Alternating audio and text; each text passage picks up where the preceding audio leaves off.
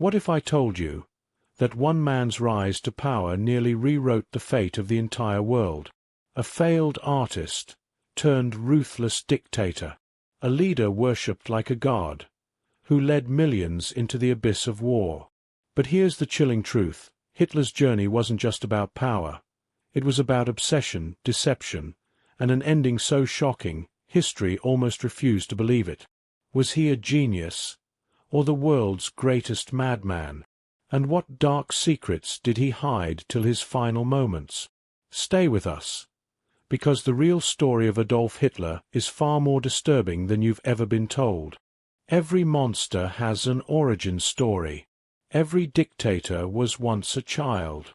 But what turns an ordinary boy into a man history will remember with fear? This is where it all begins. Adolf Hitler was born on April 20th, 1889, in a small Austrian town near the German border, a place so insignificant that the world would have never known its name, if not for him. His father, Alois Hitler, a strict, hot-tempered customs officer, was feared, not loved, a man of discipline, control, and absolute authority. His mother, Clara, on the other hand, was gentle, overprotective, almost suffocating in her affection. But in this household, love was fragile. Alois's presence was like a storm, unpredictable, violent. When he walked through the door, Adolf braced himself. Would today be a lecture? Or would it be the belt? Imagine being a child, craving approval, and receiving nothing but cold eyes and hard hands. Imagine wanting to be heard, but being silenced before you even spoke. That was Hitler's childhood. His father wanted him to be a government official, just like him, a respectable career, stability, obedience. But young Adolf, he dreamed in colors. He saw art, grand buildings, the strokes of a painter's brush. But in this house, dreams weren't allowed. Alois had already planned his son's life. And Hitler, he hated being controlled. If there was one person he truly loved, it was his mother. Clara was his shield against his father's wrath. But fate had its own plans. By the time Adolf was 10, he had already lost 3 siblings. Death wasn't a stranger in the Hitler household. And then, the final blow. December 21st, 1907. His worst nightmare became real. His mother, his only source of love, was dying. Clara had breast cancer. The pain was unbearable. But what made it worse? The so-called treatment. Her doctor used experimental methods, rubbing her with iodoform, a toxic chemical that burned her skin, poisoning her from the outside in. Adolf sat beside her, day and night, watching the slow, torturous decay of the only person who had ever cared for him. Then, one morning, silence. She was gone. They say loss either breaks a man, or hardens him beyond repair. And Hitler, he didn't cry at her funeral. He didn't scream. He just stood there, emotionless, empty. Something inside him had changed. After his mother's death, Hitler clung to one thing, art. It was his escape, his only hope. He applied to the Academy of Fine Arts in Vienna, believing, deep down, that he would make it, that his paintings would speak for him in a way words never could. But life, it had other plans. He failed. Not once, but twice. Imagine pinning all your hopes on one dream, and watching it shatter before your eyes. The rejection letter was brutal. His drawings, lacking talent. His technique, weak. His future as an artist, impossible. He had nowhere to go. No home. No money. For the next few years he wandered Vienna's streets, homeless, hungry, angry. He slept on park benches, begged for food, and sold cheap paintings to tourists who didn't even know his name. And in this misery, something inside him started to fester. A hatred. A need to blame someone, anyone, for his failures. This was when he first encountered the ideas that would change the world forever. Racism. Nationalism. Anti-Semitism. Vienna was a city of many cultures. Jews, Slavs, Hungarians, Czechs. And as he watched these people thrive while he suffered, his mind twisted reality into a story where he was the victim, and they were the enemy. This was where the seeds of hatred were planted. And soon, they would grow into something far, far darker. By 1913, Adolf Hitler had hit rock bottom. A failed artist. A homeless drifter. A nobody. But destiny was about to throw him into the one place that would transform him forever. For years, Adolf Hitler was a man without a purpose. A failed artist, a drifter, a nobody. But then, the world erupted into chaos. And in that chaos, he found something he had never had before: belonging. It was June 28, 1914. A single gunshot echoed through Sarajevo. The assassination of Archduke Franz Ferdinand sent the world spiraling into the most destructive war it had ever seen. As nations scrambled for battle, the streets of Munich were flooded with one emotion: patriotism. And for the first time in his life, Hitler felt something stir inside him. Here was his chance. No more rejections. No more failures. Just war. A battlefield where all men were equal. A place where a nobody could become a hero. When Germany declared war in August 1914, Hitler rushed to enlist, not in the Austrian army, where he was born, but in the German Imperial Army. He had no love for Austria. To him, Germany was his true homeland, and Germany was going to war. Within weeks, he became a soldier. No longer a starving artist. No longer a failure. Now, he had a uniform. Now, he had a purpose. If you want to see hell on earth, step into the trenches of World War I. Mud. Rats. The stench of death. The sound of artillery that never stopped. This was Hitler's new reality. His unit, the 16th Bavarian Reserve Infantry Regiment, was sent straight to the Western Front. The Battle of Ypres. It was here that Hitler got his first real taste of war. Machine guns ripping men apart. Poison gas melting lungs. Bodies rotting in the mud. And yet, he loved it. Where others saw horror, Hitler saw glory. Where others saw death, he saw destiny. He wasn't a strong fighter.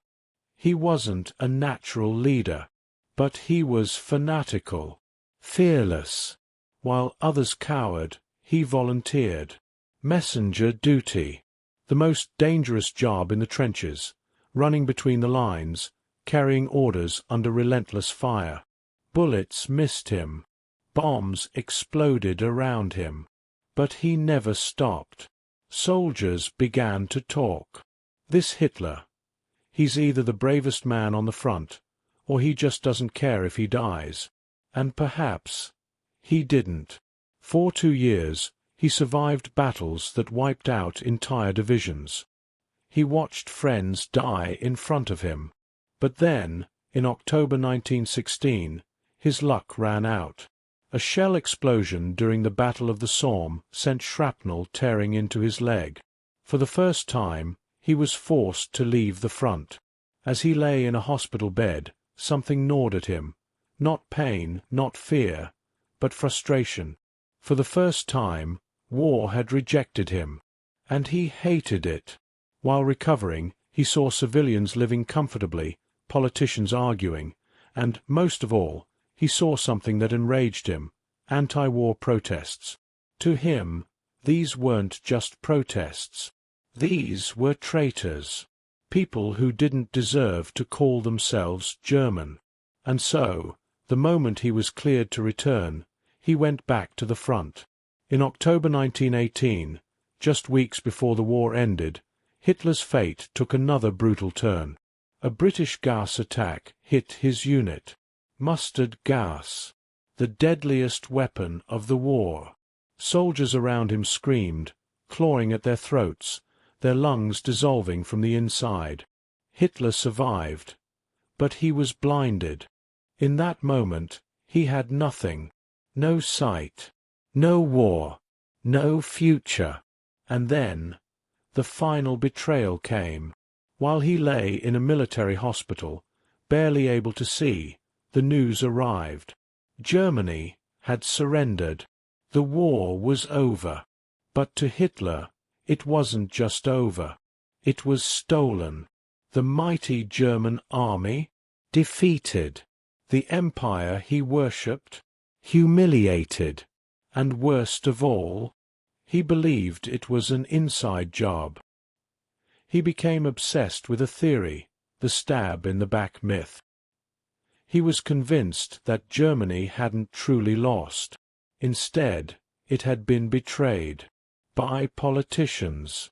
By pacifists. By Jews. A fanatic had been born. A man who believed his destiny wasn't to serve an empire, but to build one. World War I didn't break Adolf Hitler. It built him. He entered the war a nameless man.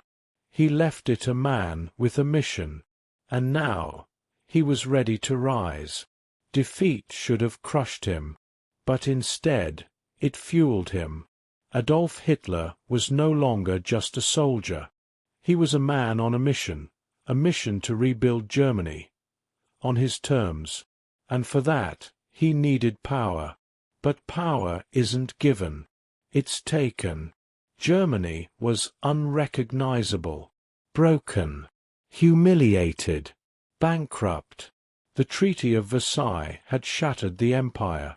Massive war debts, lost territory, a military reduced to a fraction of its former power. The once mighty German people were starving.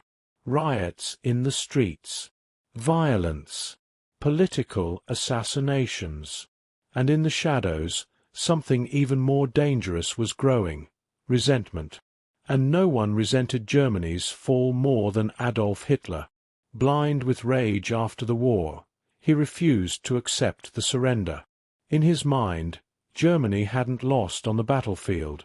It had been betrayed. After being discharged from the army, Hitler was lost. He had no career, no direction. But then, an unexpected opportunity arrived. The military assigned him to a new role, spy. His job: infiltrate radical political groups, observe, report, stay silent. That's how he first walked into a tiny, unknown political organization called the German Workers' Party, DAP, a small group of nationalists, furious over Germany's defeat. Just another splinter group, or so he thought. But something happened. As he sat in a dimly lit tavern, listening to their speeches, his blood boiled. They were angry, but they weren't angry enough. They had passion, but they had no voice. And in that moment, Hitler made a choice. He wouldn't just spy on them. He would lead them. So instead of reporting back to the military, he stood up and spoke. And when he spoke, the room fell silent. His words weren't just loud, they were electric. He didn't just complain, he ignited something. Hatred, nationalism, revenge. And in that moment, the failed artist, the wounded soldier, the forgotten nobody, became something else. A leader. Words. That was his true weapon. Germany didn't need another soldier. It needed a voice. And Hitler knew how to speak. At first, his speeches were clumsy. But he studied. He learned the power of repetition, the rhythm of emotion, the psychology of persuasion. He used silence to build suspense. He started low, calm, measured. Then boom, he would explode with fury, whipping the crowd into a frenzy. Germany has been betrayed. We will not stand for this humiliation. We will rise again. The German Workers' Party grew, from a few dozen to hundreds, then thousands, and in 1920 it rebranded itself with a new name, the National Socialist German Workers' Party, the Nazi Party. A movement needs a symbol, something to unite its followers, and Hitler knew exactly what it should be. He chose red, black, and white, the colors of the old German Empire, but at the center he placed an ancient emblem, the swastika. For centuries it had meant different things, a symbol of good fortune in ancient cultures. But in Hitler's hands, it became a symbol of terror. And with that emblem came a new army, the SA, the brown-shirt thugs who silenced enemies, crushed protests, and gave Hitler what he craved most, power through fear. By 1923, Hitler had transformed the Nazi Party into a force of thousands. But he didn't want to wait for power. He wanted to take it. Germany was in crisis. Hyperinflation was out of control. A loaf of bread cost millions of marks. People burned money in the streets. It was worth less than firewood. And in the midst of this chaos, Hitler made his move. November 8, 1923. A beer hall in Munich. Hundreds of politicians and officials had gathered for a meeting. Hitler and his men stormed in, guns drawn. He fired a shot into the ceiling and declared, "The revolution has begun." His plan: seize control of the Bavarian government, march to Berlin, overthrow the Weimar Republic, and take power by force. But within hours, the plan crumbled. The police fought back. Hitler's men scattered. The coup failed. And Hitler was arrested. The world thought this was the end of Adolf Hitler. But it was only the beginning. Locked away in Landsberg prison, Hitler should have faded into obscurity. Instead, he used his time to craft his future.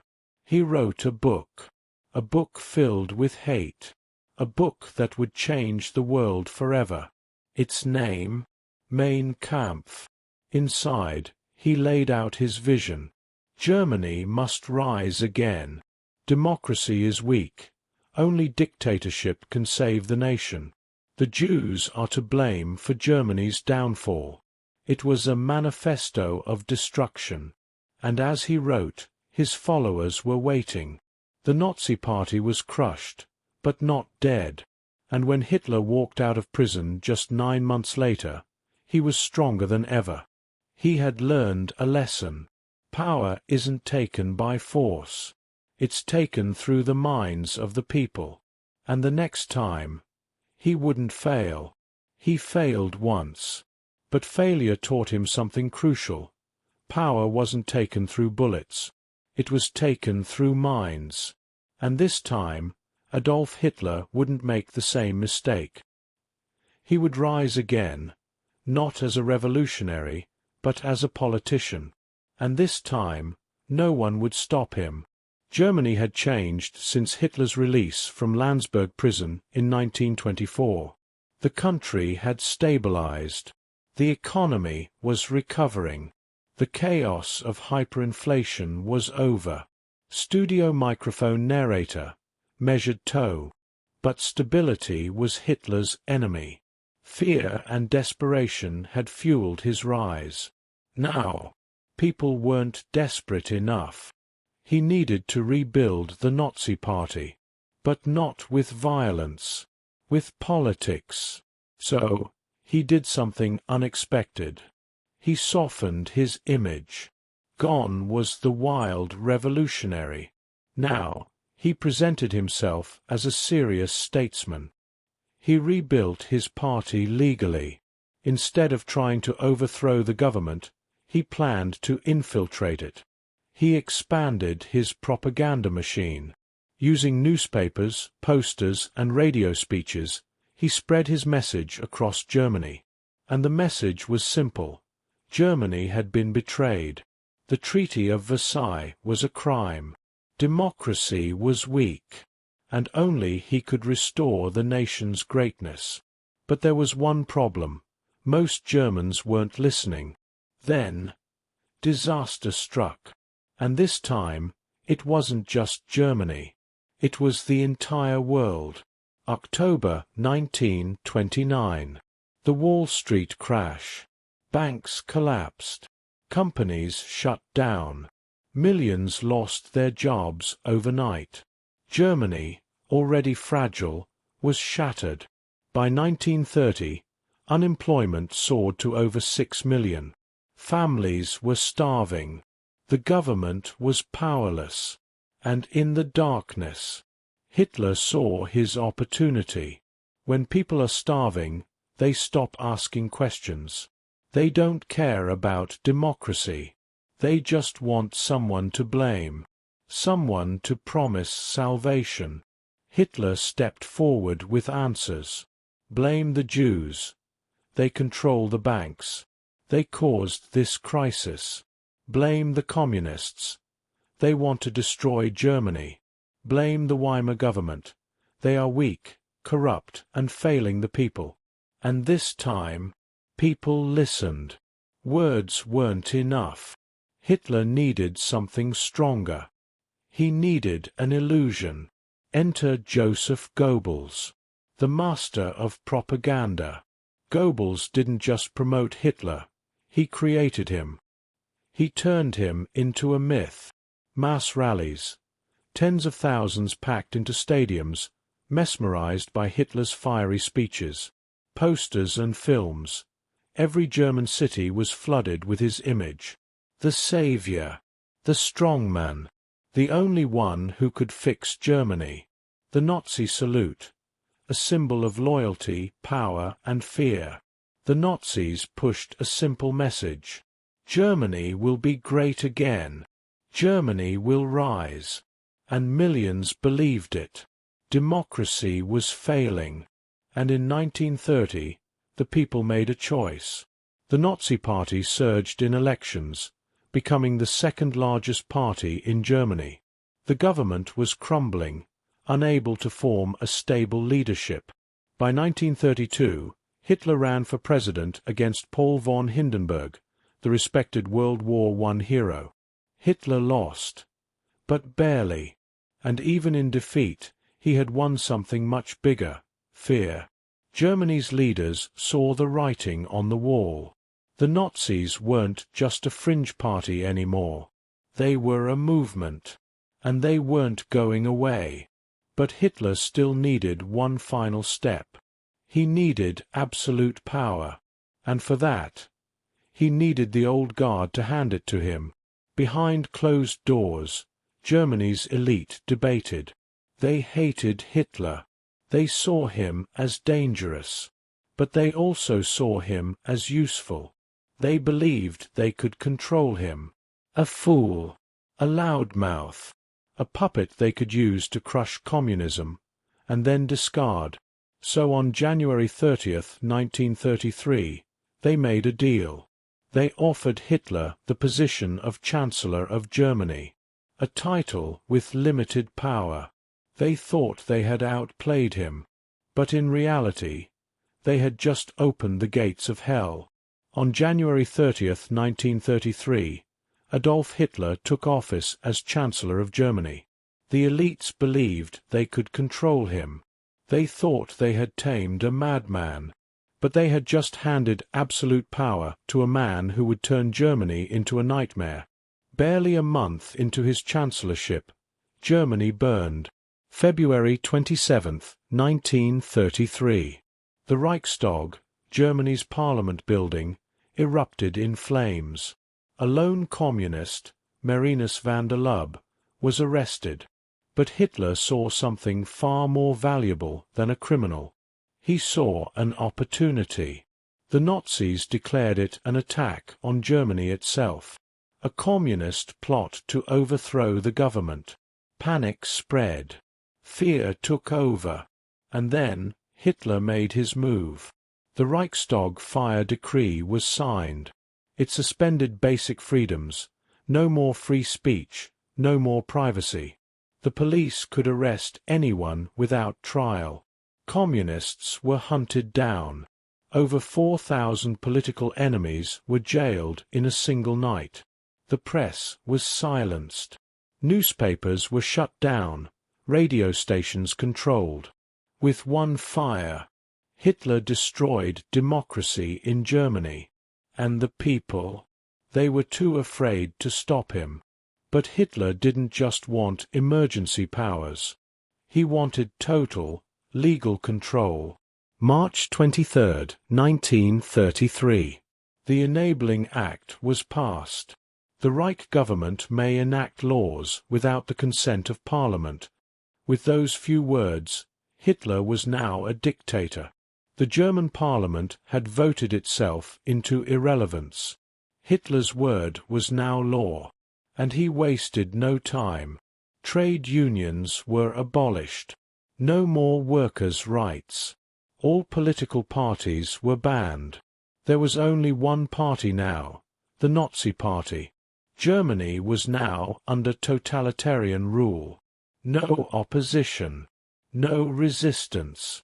Only obedience. But there was one problem left. Hitler wasn't the only dangerous man in Germany. His old ally, Ernst Röhm, leader of the SA stormtroopers, had grown too powerful. The SA were street thugs, millions strong, loyal only to Rome. And Hitler feared him. So, he decided to get rid of him. June 30, 1934. The night of the long knives. Hitler ordered the SS to execute Rome and hundreds of SA leaders. Political enemies, former allies, even critics within the Nazi Party were murdered. The German military, impressed by Hitler's brutality, pledged their loyalty to him. And just like that, the last obstacle to Hitler's total control was gone. The message was clear: defy Hitler and you die. And then, President Hindenburg died. August 2, 1934. Instead of holding new elections, Hitler merged the offices of Chancellor and President. He was now the Führer, the undisputed leader of Germany. And the military, they didn't swear loyalty to Germany anymore. They swore loyalty to him. Germany was no longer a democracy. It was a dictatorship. And Hitler wasn't just a leader anymore. He was a guard in the eyes of his followers. With power secured, Hitler turned to his true obsession, racial purity. 1935. The Nuremberg laws were passed. Jews lost their citizenship. They were no longer German. Marriage between Jews and non-Jews was outlawed. Jews were systematically excluded from society. And this was only the beginning. Propaganda fueled hatred. Children were taught that Jews were the enemy. Businesses put up signs, "No Jews allowed." It wasn't just government policy. It became part of everyday life. And the world watched, and did nothing. But Hitler wasn't satisfied with ruling Germany. He had bigger dreams. He wanted an empire. In 1936, he sent troops into the Rhineland, violating the Treaty of Versailles. France and Britain did nothing. Hitler had just learned the most valuable lesson of all. The world was afraid of war. And as long as they were afraid, he could do whatever he wanted. 1938. He annexed Austria. No resistance. 1938. He took over the Sudetenland. Britain and France let him. 1939. He invaded Czechoslovakia. Still, no one stopped him. And then, he made the deadliest decision of his life. September 1, 1939. Germany invaded Poland. Britain and France finally declared war. World War II had begun, and this time, the entire world would burn. September 1st, 1939. The world woke up to the sound of war. Adolf Hitler had invaded Poland, and within days, Europe was on fire. What followed was the deadliest conflict in human history. Hitler believed he was unstoppable, but power is fleeting, and empires built on blood always collapse. In the first 2 years of the war, Hitler looked invincible. Germany introduced a new kind of warfare, blitzkrieg or lightning war. Poland fell in just weeks. April 1940. Denmark and Norway crumbled. May 1940. The Nazis stormed through Belgium, the Netherlands and France. In just 6 weeks, Hitler did what Germany had failed to do in 4 years during World War I.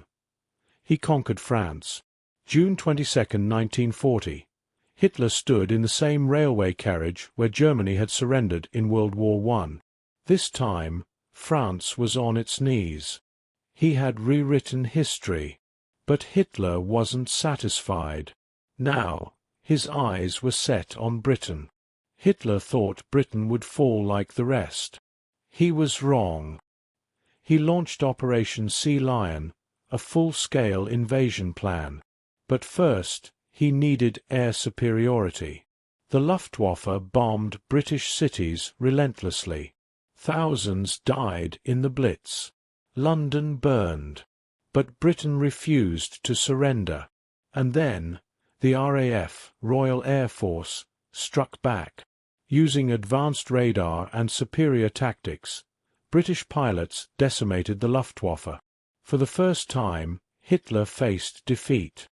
He had underestimated Britain. And worse, he had lost valuable time. Frustrated with Britain, Hitler turned to a bigger enemy, the Soviet Union. June 22, 1941.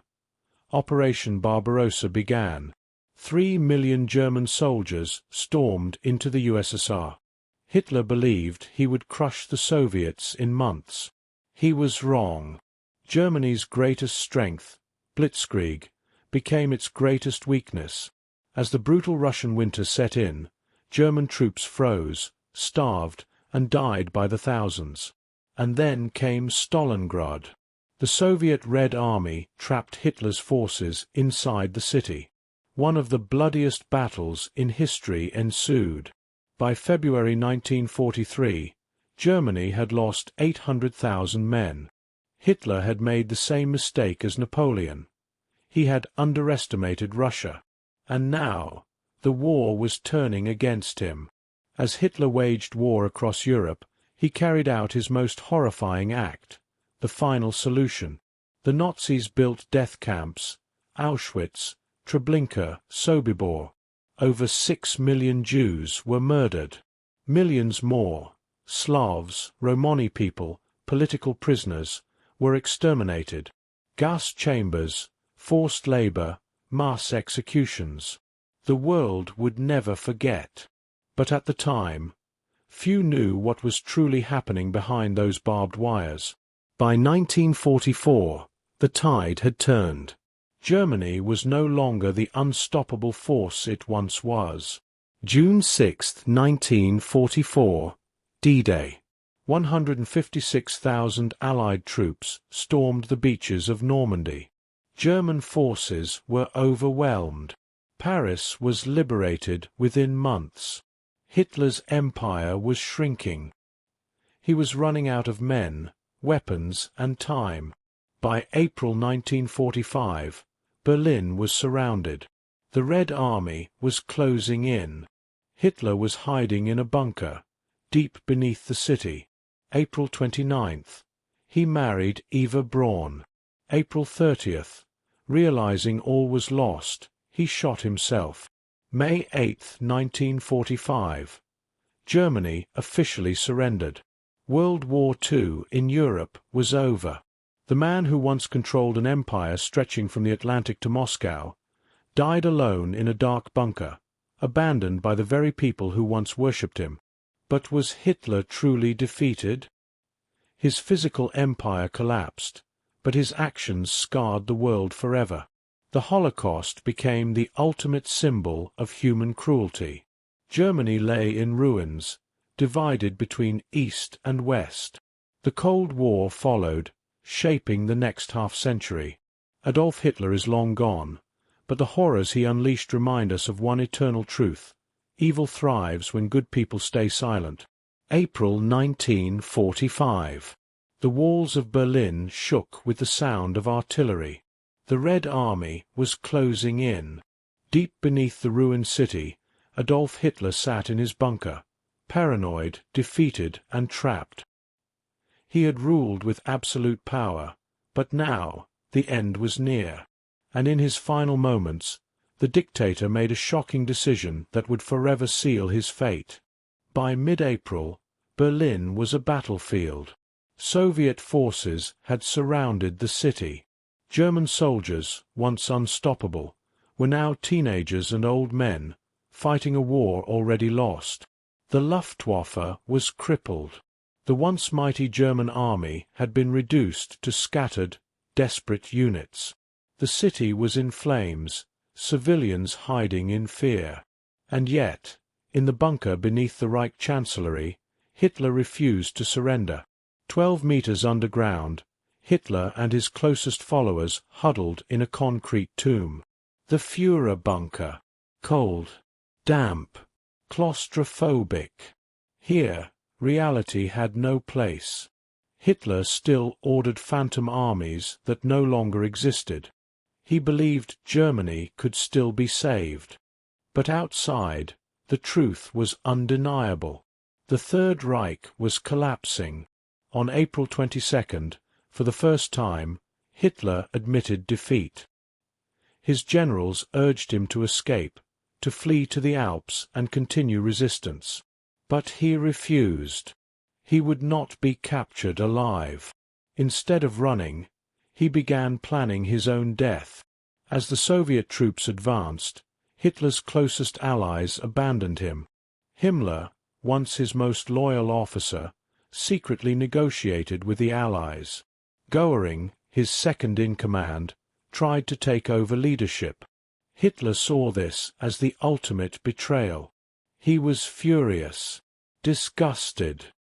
He ordered their arrest and stripped them of power.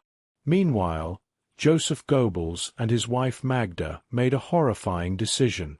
They would not only die with Hitler, but take their 6 children with them.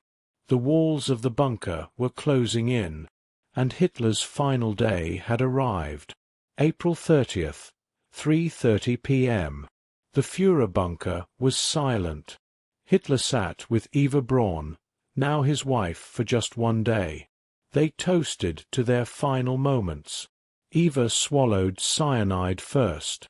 Then Hitler placed a pistol to his temple and pulled the trigger. The dictator of Nazi Germany was dead. His body was quickly wrapped in a blanket, carried outside, and burned in the Chancellery garden. Soviet soldiers would later find the charred remains.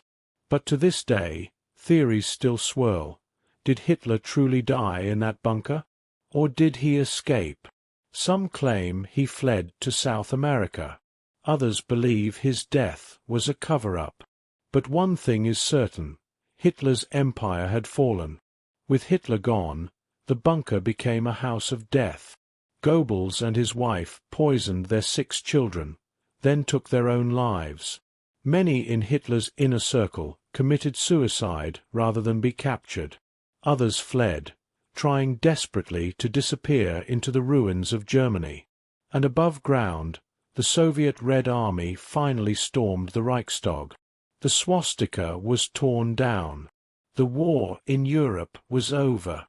For 12 years, Adolf Hitler ruled Germany with fear and destruction. Millions died in his wars. Millions more in his death camps. But in the end, his dream of a 1,000-year Reich lasted only 12 years. His empire was in ruins. His people abandoned him. His name became a symbol of absolute evil. But perhaps the most terrifying question remains, not how Hitler died, but how he ever rose to power in the first place. Adolf Hitler is gone. His empire crumbled, his ideology condemned. But his shadow still lingers over history. The scars of his reign, of war, genocide, and destruction, are carved into the world forever. The numbers alone are staggering.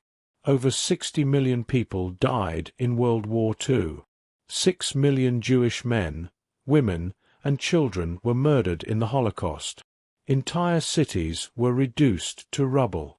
All because of one man's ambition. One man's twisted vision. One man's war. Hitler didn't just change Germany. He changed the entire world.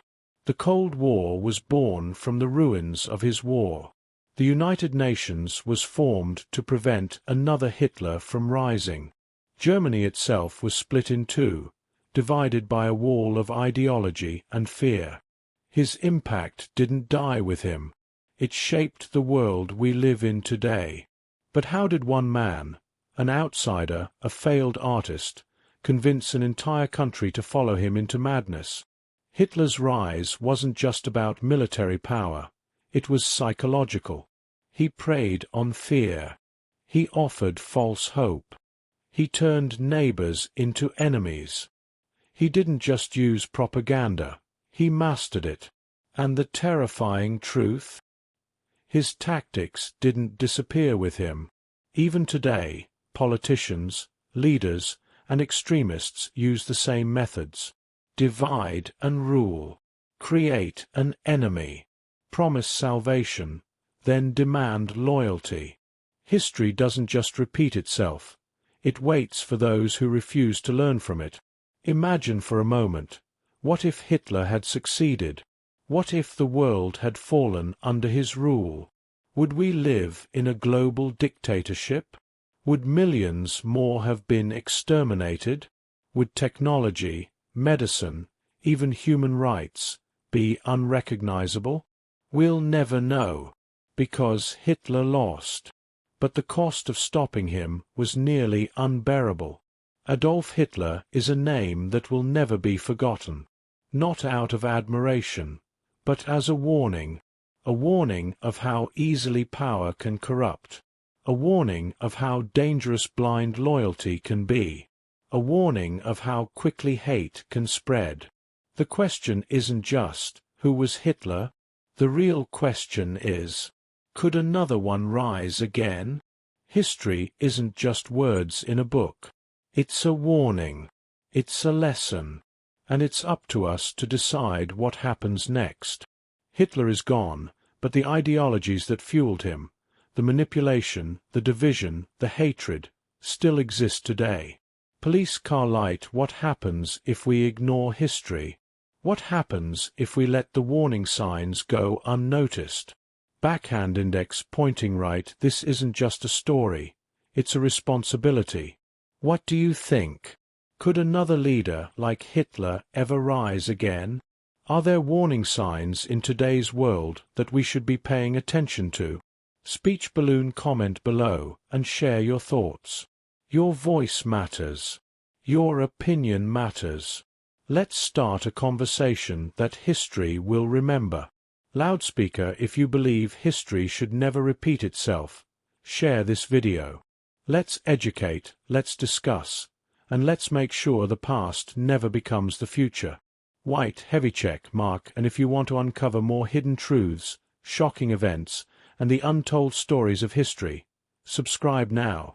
There's so much more to learn, and together we can make sure the world never forgets. Hit the bell icon so you never miss an episode.